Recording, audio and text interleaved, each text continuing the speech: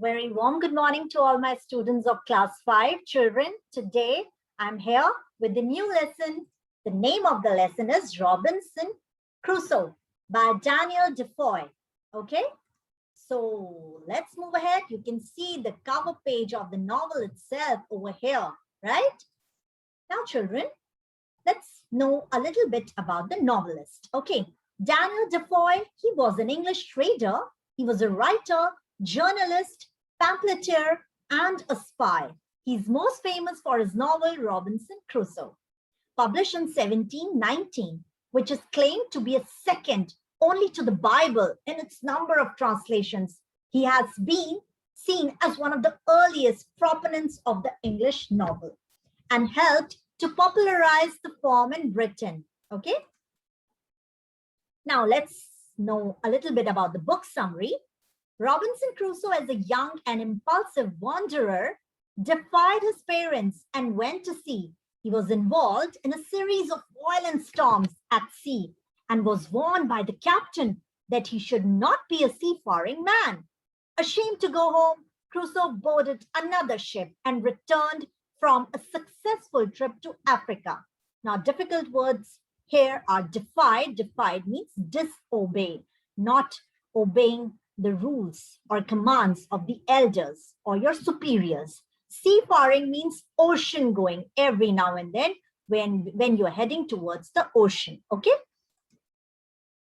So in this lesson, Robinson Crusoe discovers a footprint, as the name suggests, is about how he discovers a footprint on an island and what follows next. It tells the story about how humans long for the company, and it matters so much for us. The pain and fear in which Robinson Crusoe lives in on that isolated island are reflected here. So let's read the lesson. I was born in the city of York in England in the year 1632. My father was a man of some wealth, able to give me a good home and sent me to a school. It was his wish that I should become a lawyer, but my head began to be filled with very early with nonsensical thoughts of becoming a sailor, and I would be satisfied with nothing but going to the sea. My father advised me against it, and with little effect. One day, being at Hull, I met a schoolfellow who was about to sail for London in his father's ship, and he encouraged me to go with him. And in an evil hour, without asking God's blessing or my father's, I went on board. Now, nonsensical means illogical. On the way to London, a storm arose. The ship was wrecked, and we barely escaped with our lives. I went on foot to London, where I met with the master of a vessel which traded to the coast of Africa. He took a liking to me and offered me a chance to go with him on his voyage, which I gladly accepted. We set sail, and after a few days, a great storm came up, and the ship was tossed about for many days, until we did not know where we were. Suddenly, we struck a bank of sand, and the sea broke over the ship in such a way that we thought it would break into pieces. In this moment of despair, we lowered a boat into the raging sea. After we had been swept 4 or 5 miles, a huge wave struck us so furiously that it overset the boat at once. So children, you can see from this picture itself that what a dreaded storm it was and how the ship was stuck in it and how it got tossed towards the bank of sand. Okay. So though I swam well, the waves were so strong that I was dashed against the rock with such a force that it left me unconscious. But I recovered a little before the waves returned and running forward got to the mainland safely. Then I began to look about to see if any of my companions had escaped, but I could see no sign of any of them. The night was falling, so I climbed into a thick bushy tree to sleep, not knowing, but afraid that there might be hungry wild beasts there. When I awoke next morning, the sea was calm, and I could see the ship about a mile from the shore. And when the tide ebbed, I swam out to her. I found that all the provisions were dry, as I was very hungry. So you can see the ship over here. In the same manner, Robinson Crusoe's ship also was tossed. Okay. So I filled my pockets with biscuits and ate as I went about to other things, for I knew that I must take all I could from the ship. I first threw overboard several spare wooden planks. Then I went down the ship's side and tied them together, and laying a few short pieces of planks upon them, I made a raft strong enough to bear a moderate weight. Next, I lowered upon its 3 seamen's chests and filled them with provisions. After a long search, I found the carpenter's chest, and which was a great price to me. I lowered it up on the raft and then secured a supply of guns and gunpowder. With this cargo, I started for the shore, and with a great deal of trouble, succeeded in landing them safely. My next work was to view the country and seek a proper place to stow my goods. I know not yet where I was, whether on the continent or on an island. There was a hill not over a mile away, very steep and high, and I climbed to top of it and saw that I was on an island, barren, and as I saw good reason to believe uninhabited. Now, my dear children, you can see many words have been highlighted here. Let me explain you the meaning of all these words.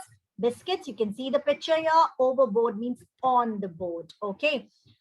Several spare wooden planks. You can see these pictures. These are the planks made of wood. Okay. Now, all of these planks were taken away by Robinson Crusoe. And with the help of these planks, he made a raft. Now, you can see this picture of raft over here. Seaman's chest is this box. Nowadays, we have briefcases where we put all our stuff when we are traveling. So at that point of time, they had seaman's chest. Okay. Now, carpenter's chest. Carpenter's chest is a chest where all the tools of carpenters are kept. Okay. And you all know who is a carpenter, the one who does the woodwork. Okay. Okay, let's move ahead. Every day for 12 days, I made a trip to the vessel, bringing ashore all that I thought would be useful to me. The night of the 12th day, there was a violent wind, and when I awoke in the morning, the ship was nowhere to be seen. Then I gave my thoughts to providing myself with a safe place to stay. I found a little plain on the side of a hill, whose front towards the plain was very steep, and had in it a hollow place, like the door of a cave. Here I resolved to pitch my tent, which I made of sails that I had brought from the ship. Around it, I drew a half circle and made a fence with the planks of the raft, making a kind of fortress. I let no entrance, but used a short ladder to go over the top, and when I was in, lifted it over after me. Then I enlarged the hollow place I have spoken of until I had made quite a cave, which served as a cellar for my house, and I called it my castle. Okay, so children, difficult words over here. What is a vessel? Vessel is a ship or a large boat. Okay. Now, ashore means on the shore from the direction of the sea here. You can see from this picture itself. Okay, let's move ahead.